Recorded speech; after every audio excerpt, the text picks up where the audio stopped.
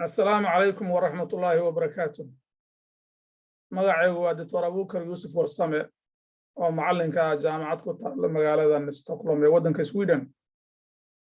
Waxaan qayb ka ahaa dadaal aad u fara badan oo bulshada Soomaaliyeed u galeen difaaca badda Soomaaliyeed. Ilaahay mahad ka gaartay dacwadaas go'aankeedii wuxuu soo baxay bishan 12keedii bisha Oktoobar talaadii la soo dhaafay. intaan u gelin barnaamijkan falanqayntiisa gaaban oo ku saabsan sidii go'aankaasi ahaa oo fasiraado kala duwan iyo doodo badan dhaliyey waxaan u mahadnaqayaa garyaqaanadii iyo xubnihii nagu matalayay dacwadaas badda ee maxkamadda ICJ-da. waxaan si gaar u xuseeyaa Allah u naxariistay injineer Maxamed Cumar Saalixi oo Ilaahay oofsaday aysan u suurtagelin inuu go'aankan taariikhiga ah u markhaati u noqdo oo aan ogahay siduu u jeclaa in guushaan maanta uu qayb ka noqdo. waxaa kaloo mahad gaara iga mudan warbaahinta qaarkeed bulshada oo iga saaciday faafinta iyo wacyigelintan aan bulshada la wadaagayay oo ugu horeeyo tafaftiraha Iran Online mudane Guure. waxaa kaloo in loo mahadnaqa mudan dhalinyaro Soomaaliyeed oo ahaa kuwii u horreeyay u istaagay difaaca baddeenna. dhalinyaradaas oo iska lahaa shabakadda Somali Talk oo runtii qoraalada u horreysay iyo macluumaadka u horreysay ummadda la wadaagtay.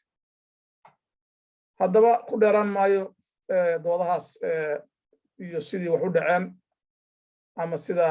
dadku qofba meel la aaday, laakiin si kooban ayaan waxaan idinla wadaagayaa waxaan is leeyahay wax badan bay kala fasiri karaan ama caddayn karaan. waa kana barnaamijkii barayla daawada.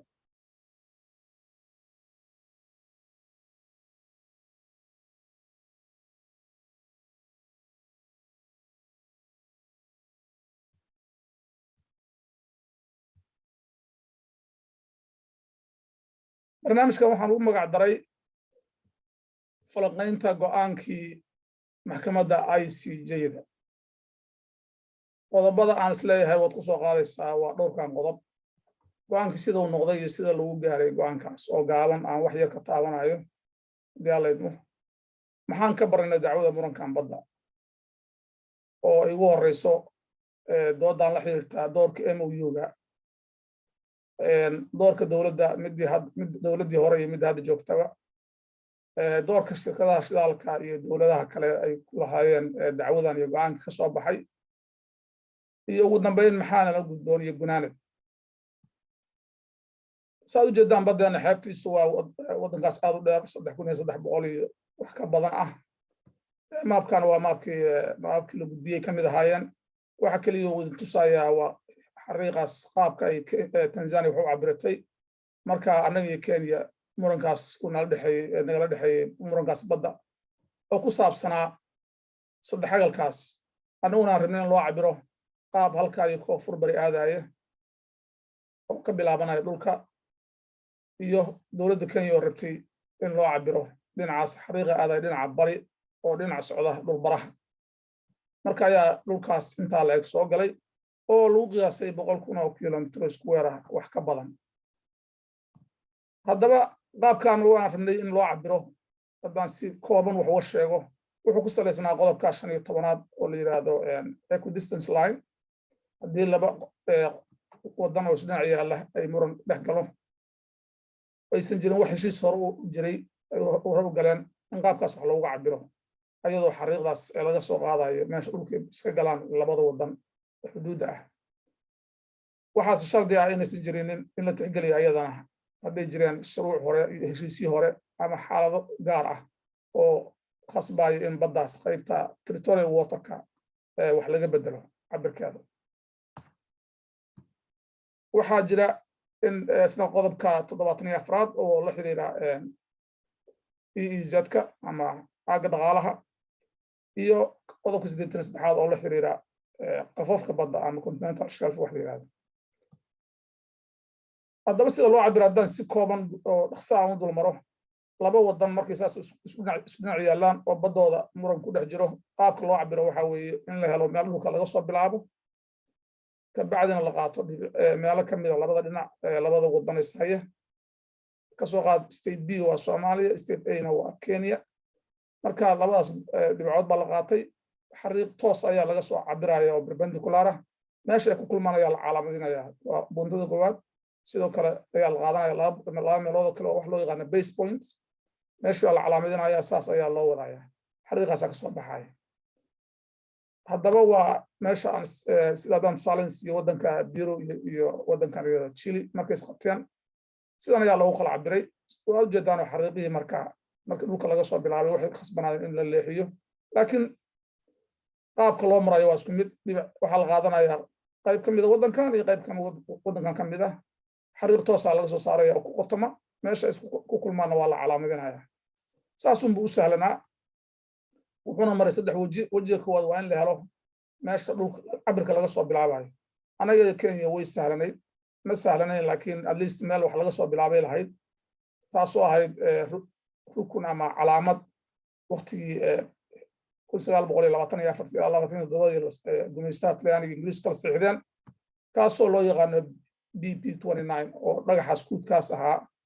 iyo iyadoo Soomaaliya ay rabtay in xeebta laga cabiro laakiin cabirka u dhexeeya labadooda wuxuu ahaa waxaan saas u badnayn 41 mitir ayuu ahaa marka waxaa la isku leeyahay inaan Soomaalidu sidii markii hore sheegtayna dacwadooda waqtigii dacwada socotay waxay soo jeediyeen garyaqaanadeena inaysan wax dooda ka qabinin su'aashan waxaan haddana maabkan idin tusayaa dad badan baa waxay hadda dood leeyihiin ama sababta dacwadan mar hore loo geli waayey ama hadda in la galay khalad ahayd waayo haddii meesha la aqoonsaday waxaan ka tanaasulaynaa ama ay caddayn u tahay inaan dhulkii NFD Kenya marka hore ku maqnaa ka tanaasulay taas waxaan leeyahay sax maaha si haddii loo fiirsho waayo dhulka ayaa xukuma badda markii dhulka badda la cabirayo dhulka laga soo bilaabaa meeshan cabirkeeduna waxba ka bedeli mayso dhulkii Soomaaliya ka maqnaa ama dadka NFD degan ha u codeeyeen inay ugu soo biiraan ama qaab kale ku soo noqdaane waa sida wadanka qayb ka mid ah Soomaali galbeed oo Itoobiya ku maqan bad ma laha cabirkuna waxba ka bedeli maayo soo noqoshadii balse in meesha dhulkii meel wax laga soo cabiro haddii badii la rabo in la soo celiyo ama dacwadii badda ma loo cabiro waa in la helaa meel laga soo bilaabo meeshii laga soo bilaabayeen waxay noqotay buundadaas BB29 qaybta ku xigta waa in wax la yiraahdo equitable principle bal la fiirsho inay jiraan xaalado khasbaya in cabirkii la sameeyey professional line-ka ahaa wax laga bedelo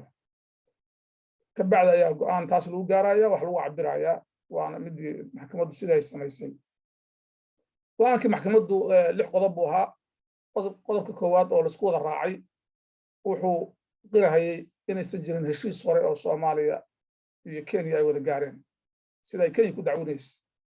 ma uusan jirinin hal mid oo la xiriiro oo meesha MOU uu ka soo galayo oo dadkuna ay leeyihiin waa lagu difaacay badda balse sidii loo yaradu u isticmaaleen gadaal baan kala xiriirin doonaa daalan qodobada soo socdaan ka hadli doonaa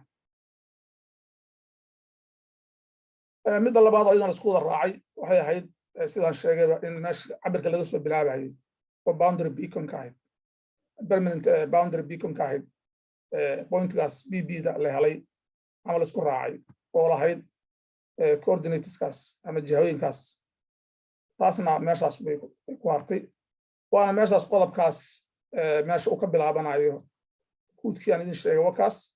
xariiq toosa laga soo saaray oo maraya meesha aan u aragnay badda iyo biyo meesha ka galaan inuu toos u soo maro laakiin aan si kale loo qalloocin taasna waa la qaatay saasu markaa meeshaas la soo raacay qodobka saddexaad wuxuu ahaa isagana la isku wada raacay garsooreyaasha oo 14 garsoore waayo hal garsoore wuxuu geeriyooday bishii June ee sanadkan waa James Crawford marka 14 kale ayaa isku raacday go'aanadaas wuxuu ku salaysnaa qaabka cabirka 12 nautical mile oo horeyso oo territorial water marka sidoo baa idin sheegay qayb dhibca waxa laga base points waxa laga qaata labada dhinac ee wadanka geesaha oo midal wadan dhinacna Soomaaliya dhinacna Kenya meesha ay ku kulmaan waa la calaamadiyay kow laba saddex afar shan lix saasaa loo waday ilaa 12 nautical mile laga gaarayay saas buu cabir ku ahaa qodobka afraad wuxuu ahaa oo 10 garsooranay dhinac u codaysay afar garsoore oo ku jiro dad Cabdiqaawi iyo Abraham iyo Bandari iyo Salaam ka soo horjeestay wuxuu ahaa in cabirka ilaa 200 nautical mile cabirkaas ka soo horjeestadaas dadka qaarkiis marka hore waxay u fasirteen inuu garsoor Cabdiqaawi oo maxkamadda dhinaca Soomaaliya uusan go'aankeeda ku raacin balse ma ahayn wuxuu diidanaa qaabka wax loo cabiray oo asagu aaminsanaa qaabka base pointigan loo sameeyey inaysan ahayn midii horey loo raaci jiray oo ay habboonayd in ama qaabka Soomaaliya base pointiga meel ay soo jeediyeen la qaato ama kuwa Kenya ama la tixgeliyo yaan laga qaadanay balse maxkamaddu aysan kuwa ka duwan kuwaysan soo qaadan marka qodobka 141 maxkamaddu waxa uu yeeshay sharaxaad ay leeyihiin wax khasbaayay ma ahayn ma jirin inaan qaadano meelaha ay dad soo jeediyeen labada wadan marka sidaas ayaa waxa lagu cabiray 200 nautical mile xariiq toos ah oo base pointigaas lagu saleeyay waana meeshaas mid garsoore Cabdiqaawi oo ka yara biyadiidsanaa waxaan kaloo akhriyay garsoore madaxweyne ku-xigeenka maxkamadda gabadha leedahay Shuu oo iyaduna ra'yi xogaa ka duwan mudan Cabdiqaawi ka hadashay opinionkoodii ay leedahay waxyaalo badan oo qaab wax lagu cabiray waan ku raacsanaa inkastoo ay jiri kareen dhaliilo ama qaab kale oo wax loo cabiri karay meeshaas waa meesha marka aan isleeyahay dadka qaarkiis inay u fasirteen inay wax si uga khaldanaayeen oo waayo markii ayadana sidoo kale qodobka shanaad oo ahaa continental shelfiga sidoo kale Cabdiqaawi iyo afar garsoore kale iyaguna waa ka codeeyeen weli waxay la xiriirtay qaabkii loo xadeeyay ama loo sameeyay meelaha laga soo bilaabay base pointiga iyo qaabkii loo leexiyay xariiqa oo ayadoo Kenya ay ku dooday in cut off wax la yiraahdo lagu sameeyay waayo 5 xaaladood ayay Kenya codsatay in loo tixgeliyo markii laga diiday in qaabka parallelka ah oo ku cabirato ah qodobkii koowaad oo la yiri wax heshiis ma jirin parallel lagu cabirayo xariiqaas dhinaca socda waxa lagu cabirayaa xariiqaas equidistance-ga oo dhulka ka bilowda oo dhinaca koonfur bari aada ka bacdi 5 xaaladood waxay ahayd midda koowaad non geographical baahid ma jirin wax geographical ah jasiirada iyo waxaas dhan waa ma jirin oo wax khasbay in xariiqa la leexiyo qodobka labaad wuxuu ahaa in loo tixgeliyo waxa la yiraahdaa security ay lahayd badan muddo badan baan ilaalinay badeed badan iyo baan ka ilaalinay anaguna khatar baan ku galaynaa taasna waa laga diiday oo waxa la yiraahdaa wadanka nabadgelyada Soomaaliya sidoo hore in ahaad khasab ma ahan baa la yiraahdaa xaalad mudan in la tixgeliyo qodobka labaad waxay ku doodeen accessibility ama fishery ilaalin kalluumaysato badan iyo dad badan oo baahi oo ku xiran noloshooda badan ayaa dhibaato ka soo gaaraysa taasna maxkamaddu markay fiirisay 19 iskaashato oo dhinaca Kenya ah waxay ogaadeen 12 kamid inay ka fog yihiin xariiqa labada kalena aysan wax dhibaato xoog leh ka soo gaareen ayadana waa laga diiday ta saddexaad waxay codsadeen in la tixgeliyo ceelasha shidaalka iyo hantida ay geliyeen baaritaankeeda iyo waxaas ayadana waa laga diiday tan afraad oo ahayd in haddii qaabka Soomaaliya xariiqan provisional line-ka oo la sameeyay ah inkastoo sidaan sheegay cabirkiisa hore Cabdiqaawi iyo garsooreyaal kale ay badiidanayeen ay lahaayeen xogaa inuu si saas hada ma ahayn haddana waxaa la go'aansaday in bal la soo leexiyo oo la tixgeliyo in Kenya aysan ku dhicin bad xiran ama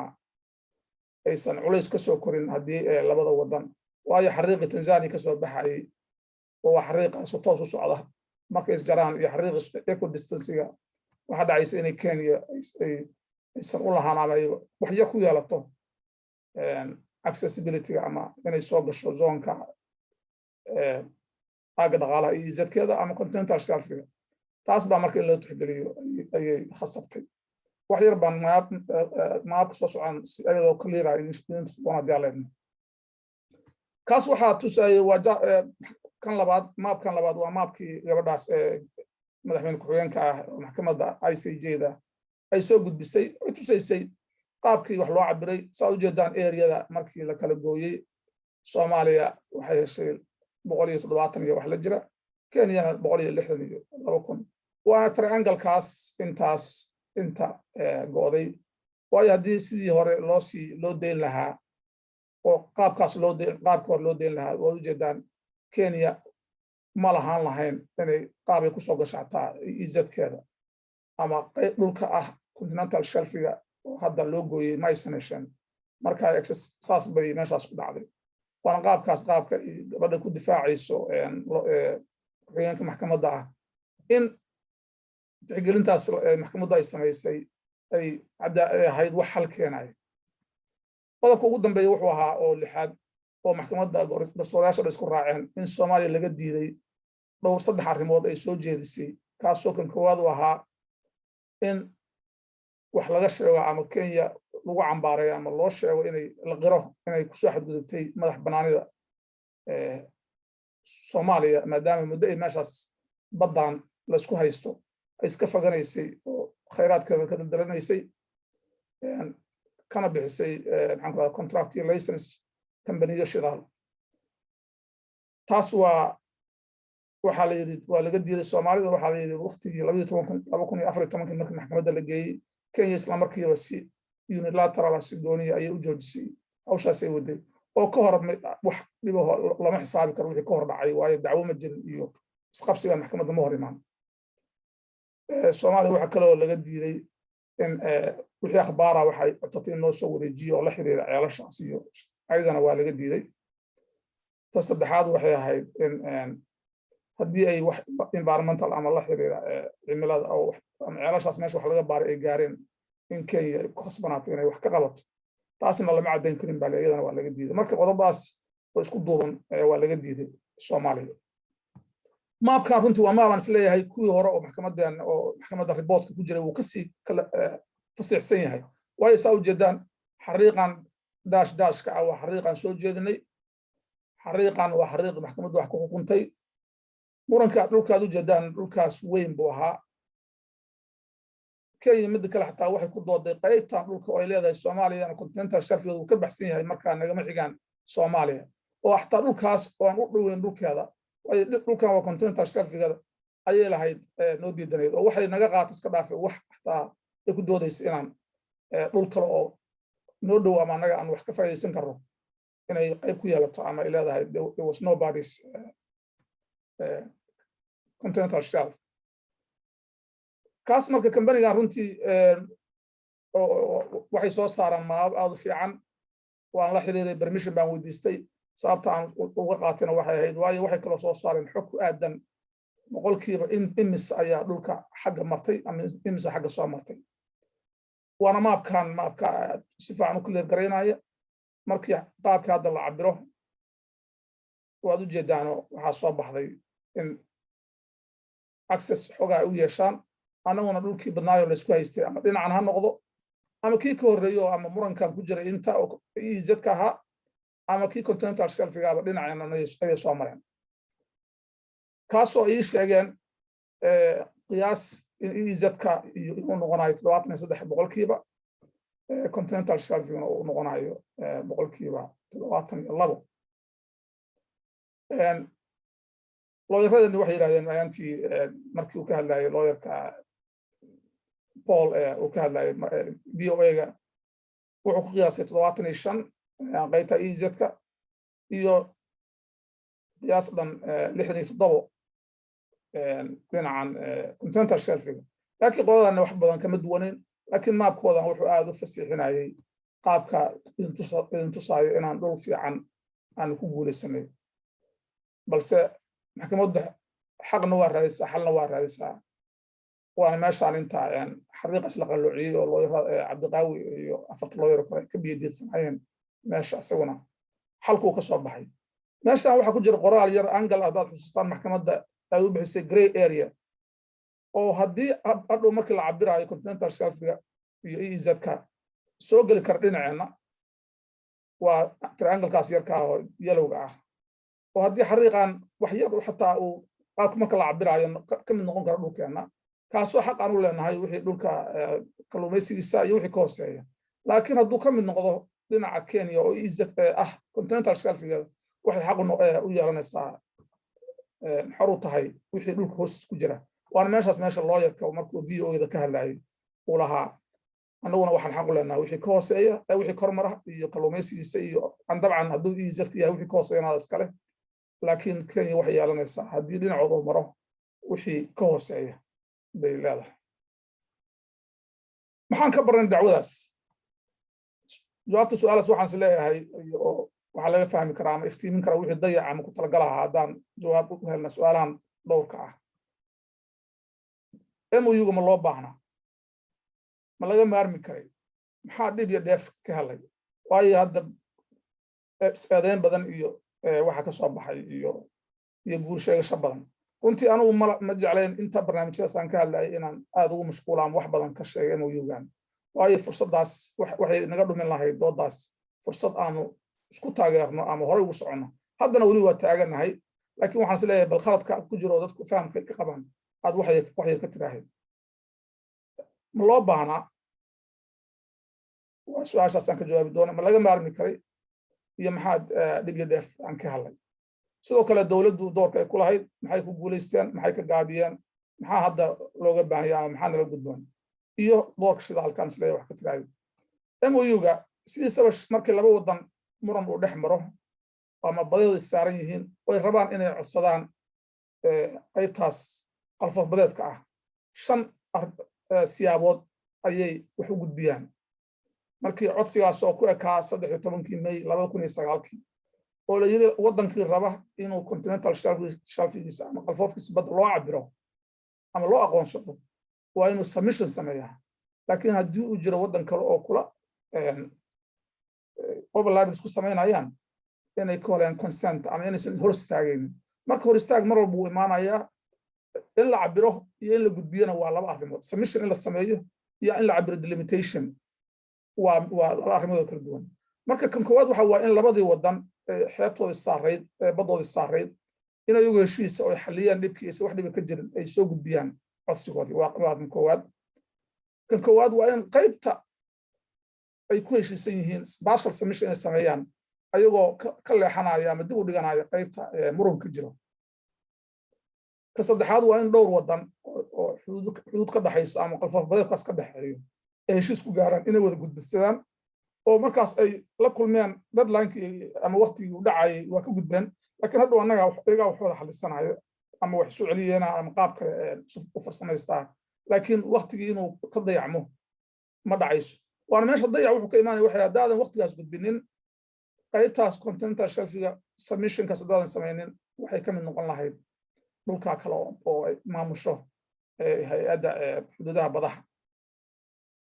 kan afraad aan is leeyahay MOU-ga uu soo galayay waa haddii laba wadan mid walba soo samaynaya submission oo ama gudbisanaya codsigiisa laakiin ay isla ogolaadeen inaysan isku samaynaynin wax ishortaaga waana meesha MOU-ga oo ka soo galay sidaan u jeedaan marka waa qodob ka mid a qodobadaas muhiimka ah oo la isticmaali karo kan ugu dambeeyana wuxuu ahaa in wadan uu iska gudbsado submissionkiisa uu gudbiyo codsigiisa uu gudbiyo isagoon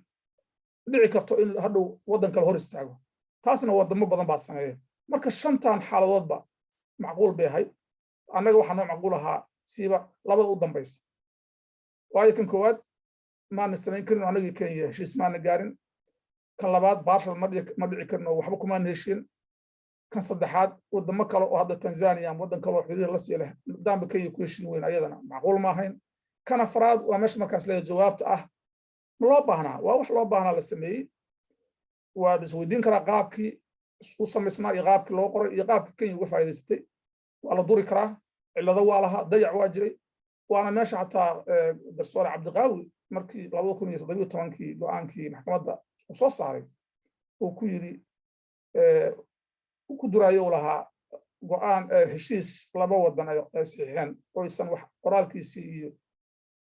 aysan wax haba yaraatee ku darsanin waayo hal eray kumaana darsan qoraalkaas sida loo soo gudbiya baan ku seexnay oo mustaqbalkooda wax u dhimaaya inuusan fiicnayn buu sheegay ama inuusan ahayn wax la qaato marka ma loo baahnaa haa wax saan sheekh qodobadaas ka mid ahaa ma laga maarmi karay yes waayo haddii la gudbisan lahaa Soomaaliya kaliya geysan lahayd objection bay noo ku samayn lahaa laakiin deadline-kii waqtigii waana soo dhaafnay cid diidi lahayd mala waqtigii submissionka waad geysatay laakiin waxba looguma cabirin waa sida hadda maanta aan taaganahay waxba noolama cabirin Kenya waxba looma cabirin marka inta muran jiro wuu taagnaan lahaa waxaan isleeyahay marka muxuu dheef iyo keenay iyo dhib MOU dhibkiisu wuxuu ahaan lahaa wixii ka horreeyay bishii Febraayo 2012 waayo siday Kenya ku dooday inuu MOU yahay heshiiskaas inuu ahaa heshiis uu ogolaanayo wada hadal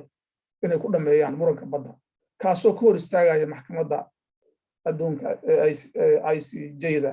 inay gasho xukunkeeda waayo reservation ba wax ka samaysay 1965 markay ka mid noqonaysay bishii Abriil in haddii uu jiro qaab kale wax lagu cabiri lagu xalin karo in aysan maxkamaddu xaq u lahayn inay gasho dacwadan haddaba dhibka ugu badan wuxuuna gaari lahaa haddii maxkamaddu qaadan lahayd go'aanka ah MOU waa qaab wax lagu xaliyo oo maanta dacwadan iyo meeshaan joogno iyo go'aankan lama gaareen oo waxaan ku khasbanaan lahayn annagii Kenya inaan tafaahis haysano qaab wixii ilaahay kala dheefsiyaba markii la gaaray 2012 bishii Febraayo maxkamaddu go'aan ku gaartay inuusan ahayn qaab wax lagu cabiro balse uu ahaa wax la xiriira qalfoof badeedka halkaas ku haray ilaahayna wax dhiba noogama keenin balse bidda hadda ah muxuu noo keenay oo dheef ah hadda waxay dheefta ka timid waxay ahayd markii maxkamaddu ay qodobka koowaad oo Kenya ku doodayso inuu heshiis jiray ayaa looyaradan waxay u isticmaaleen heshiiskaas MOU-ga maadaama maxkamadduna aqoonsatay inuu yahay heshiis balse uusan ahayn wax lagu xaliyo ayay waxay garsoorayaasheen oo garyaqaanadeenu ku dureen hadalkaas sidee Kenya isu waafajin kartaa inay tiraahdo heshiis baa jiray Soomaaliya oo inaan hore ula galay wax murana ma jirin oo ilaa 79 markaan badana cabiranay Soomaaliya waxa muran kama keenin haddana MOU-gii heshiiskaas safgaradka ay ku doodo inuu yahay wax lagu xalinayo waayo hadduusan muran jirin oo dispute jirin maxaa la xalinayo marka qaabkaas baa looyaradan u isticmaaleen balse ma ahayn MOU shakhsi ahaantiisa mid badda difaaceeda inuu baddii difaaco qaabkii badda sheegitaankeeda iyo heshiiskii qayb ka ahaa laakiin wuxuu ahaa mid looyaradan u isticmaaleen inay tusaan Kenya siday u kala hadlaysa marna ay leedahay heshiis baan ku galay haddana ay leedahay heshiis inaan gallo oo baan u galay MOU-ga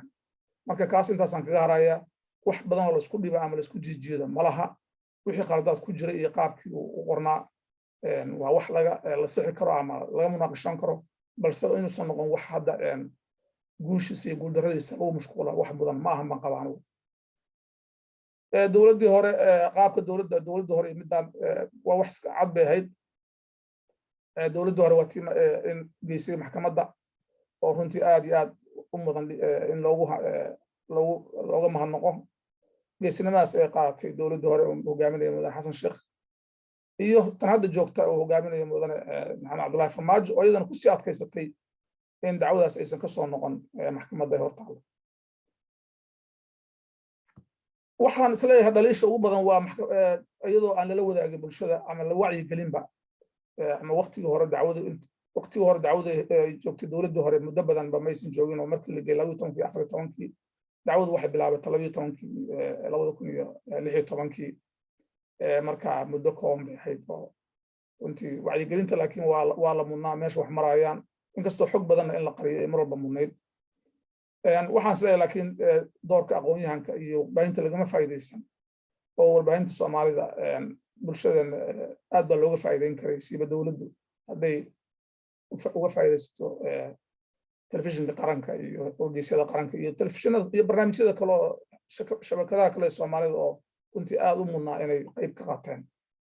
aqoon-yahankuna runtii in la dhiirigeliyo way mudnaayeen oo la isu keeno oo lagala hadlo ama la diyaariyo استراتيجية لو وجهها دفاع بداس وهي تاسنا سجوني أنا وهالله وأذكر كان برنامج كذي هو عن ضوي وحيالي كان يسيكون ترى شيء أقول يهان كودي والبين تو يدور كقاطع يعني أنا وسام وسحني وحد مدن إن الدلال الحوق له كوتان عالم iyo wadamadan saaxiibka nahay dowladdu ay muujiso la timaado sidii go'aankaas loo hirgelin lahaa waayo Kenya waa diiday tallaabada xigta hadda waxay noqonaysaa geynta dacwada jamciyadda qurumaha ka dhaxaysa oo aan ku kalsoonahay tiimkeena xagga noo fadhiya iyo dowladduba inay kaalin xoog leh ka geysanayaan balse aanu taageero u muujino dowladda aan isu gala taagno sidii hawshan bilowga ah looga mari dhalin lahaa doorka shirkadaha shidaalka iyo dowladaha kale waxaan isleeyahay wax cad oo muuqda runtii dowladaha kale faragelintooda iyo shirkadaha ku jira iyo waan idinla wadaagayo gooniya ma jirto laakiin waxaa jiray in ay caddaayeen in shidaalku uu meeshaas ku jiro ceelal shidaal meeshaas laga baaraya jirtay oo sida maxkamadda riboodkeeda ku jira ilaa 7 ceel oo ah ceelka L13 L5 L21 23 24 26 oo qaabkaas aanu rabnay in xariiqu ahaa balse markii la cabiray oo xariiqiisaas loo leexiyey qaarkood ceelashu ay xagga mareen ama xariiqu ceelasha marka la leeyahayna waa xirmooyin marka ceelku xirmadaas meel uu kaga jiro ka noqon karo akhbaar gooniya aanu runtii kama hayo laakiin sida muuqata ceelasha dhinacana soo xiga oo shirkadda talyaaniga eni qandaraasaha ku qaadatay iyo shirkadda meesha cagaarka oo iyadana total ahaa iyo qaybkaas jaalaha oo Andreco waa ceelasha shidaalka meelaha kule xirmooyinka ay jiraan oo lisleeyahay sida ay riboodku sheegana 6 ka mid ay dhinacan soo mareen laakiin ceelkaas ugu sheegay oo ah L26 uu maray dhinacaas Kenya waxaa jiray barnaamij aan ka qayb galay bishii May 15keedii 2020 oo ku saabsanaa Soomaaliya iyo Kenya xuduud muranka ka dhaxeeya ayadoo ay ka fiirinayaan oil and gas sector ayaa bal faa'iido iyo impact perspective dhinacooda laga fiirinayo barnaamijkaas waxaa soo abaabulay dad aqoon-yahano ah oo Kenyaati ah oo ka tirsan shirkadii organization markaas la oranayo Extractive Hub oo ahaa dad aqoon-yahano ah waxaa main speaker ka qofka hogaaminayo barnaamijka qaybtiisa waxa hogaaminaya gabadhaas looyarada ah nin professor oo la yiraahdo Professor Peter iyo nin farsamo yaqaan oo aqoonta technical farsamo yaqaan nin aqoon-yahan ah xagga geography u qaabilsan oo la yiraahdo Robert nin Kenyaati ah oo Professor Albert Mumu la yiraahdo iyo nin Soomaali oo lawyer oo Cabdul la yiraahdo ayaa barnaamijka qabtay barnaamijkaas waqtigii aan helay aan ka qaybgalkiisa dad badan baan la wadaagay oo dadka mid dowladda si bal akhbaar looga helo waan akhbaartan isla xoogaa waxay mudan tahay bal in la isdul taago waxay aad u xoojinayeen resource sharing wax la yiraahdo joint development promotion oo ilaahayeen dacwadan ama in laga soo noqdo haddaan laga soo noqon muddo soconaysaa waa in heshiis la helaa wax lagu qaybsado waan isla leeyahay waa fikradaha badanaa dacwada Nigeria iyo Cameroon iyo qaabkii loo galay bay ahayd resource sharing iyo waxaas in arrimahaas wax lagu xalliyo waxay soo bandhigeen labada nin oo siiba ninkan odaga Robert Van la yiraahdo waa ninka iska leh ama soo saarayba barnaamijka qaabka software-ka wax lagu cabiro oo la yiraahdo Carslot software oo reportkan waa ku jira waa ninka barnaamijkaas founderkii waay marka option badan buu soo bandhigay barnaamijka habeenkaas hal saac iyo xoogaa buu soconaya barnaamijka dad 100 iyo dhowr ka badan baa ku jiray waliba qof dad Soomaaliya aniga iyo nin kale ka aqoonsaday wiil kale Sharma kale yiraahdo su'aalo badan ma waan ka geysanay waan weydiinay xog badan haddaan isleeyahay way la xiriirtay barnaamijkan ama waxba lagu ogaan karaa aniga waxyaalaha xitaa saadaasheedu ku dhisnayd bay ahayd in qaab wax loo cabiri karo ama wax nalka Kenya wax loo goyn karo waayo wuxuu soo fiiriyay soo bandhigay xaaladaha circumstances jiri kara ama ha noqdeen kuwa qaabka jasiirada ha noqdeen ama historical title ha noqdo ama ha noqdeen waxyaalahaas aan isleeyahay circumstances ama xaaladaha gaarka oo tixgelinta mudan su'aalahan weydiinay kamid ah saan sheegayba oo ahayd maxaa jiri karo markaas waa noo sheegeen inaysan shirkadaha shidaalka iyo kalluumaysiga waxaas inaysan Kenya ku guulaysanin su'aalan weydiiyay ahayd oo ku jawaabay Professor Peter laakiin waxay sheegeen in iyagoo soo bandhigaya dacwooyin horey u dhacay oo la xiriira qalfoofka badda oo u dhexeeya Bangladesh iyo Myanmar, Nicaragua iyo Colombia 2012 Bangladesh iyo India iyo Ghana iyo Ivory Coast qaabka ay noqon karto in wax loo cabiro. Marka qaab noocaas ayay markaas barnaamijkaas habeenkaas nala wadaageen. Saa u jeedaan xariiqaas kala baraya oo eeriyadii la isku haystay waa kaas xariiqan anaa sii dheereeyay kaasoo tusayay inuu galahayo ilaa Tanzania, balse ayagu ma aysan in xariiqa la soo durkiyo oo dhinacan Soomaaliya ka sheegatay laga soo durkiyo ma aysan soo jeedin, balse waxay tuseen xariiqi qaab kala duwan oo wax loo cabiri karo ama in xaggan hore laga leexsho ama in xaggan gadaal laga leexsho. laakiin alla fiina markii isku dareen optionska ay soo bandhigeen xariiq noocaas ayaa u soo baxay kaasoo sheegayay in maxaan ku radaa Soomaaliyana EEZ-ka ay yeelato 60%, Kenyana yeelato 40%, qaybta continental shelf-gana split oo isla 50% ay noqoto. Marka arrinkay waxaan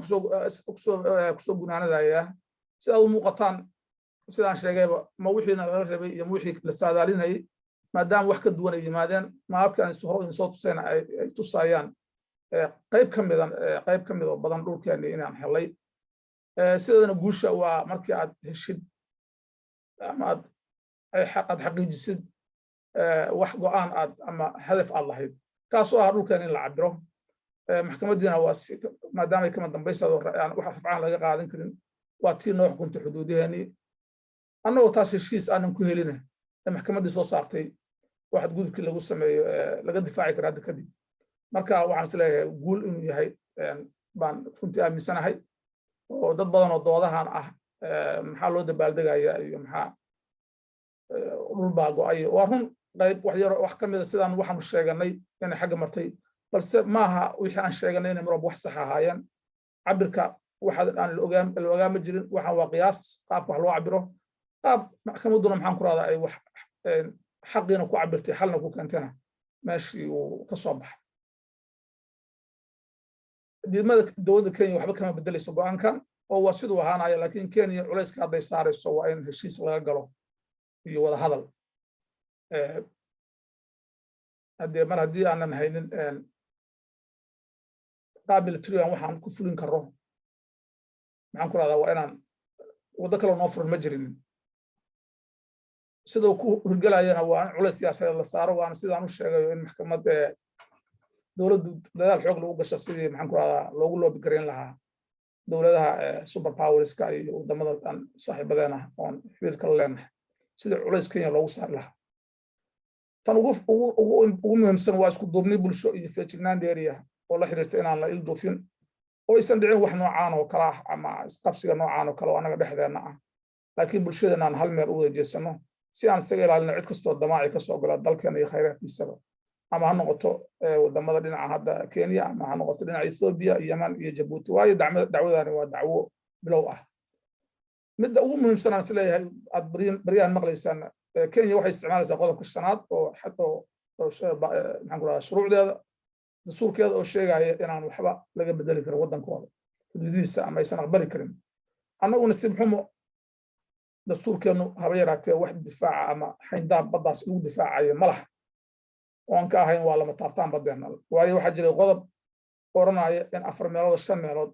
baarlamaanka oo khilaafka xuduudaha badda wax ka oran karo. qodobkaas dastuurka 60kii buu ku jiray. 60kii markii dowladda dhacday waa laga saaray kadibna lama soo celin. nasiib xumo waxaa lagu soo daray dastuurka hadda 2012 qodob oranaya wixii khilaaf xuduudaheena la xiriira waa in wada hadal lagu dhameeyaa. meeshii aan awoodnay in qodobkaas 60kii ku jiray oo ahaa 4 meelood 5 meelood ama 80% baarlamaanka uu ka hadli karo xuduudaheena. marka waxaan rajaynayaa in qodobkaasna sida ugu dhaqsaha badan markii baarlamaanka dowladda hadda la soo doorto in la hirgeliyo oo lagu soo daro dastuurkeena. waa mahadsantihiin. intaas ayaan waxaan is leeyahay barnaamijkaygii uu ku soo koobaya.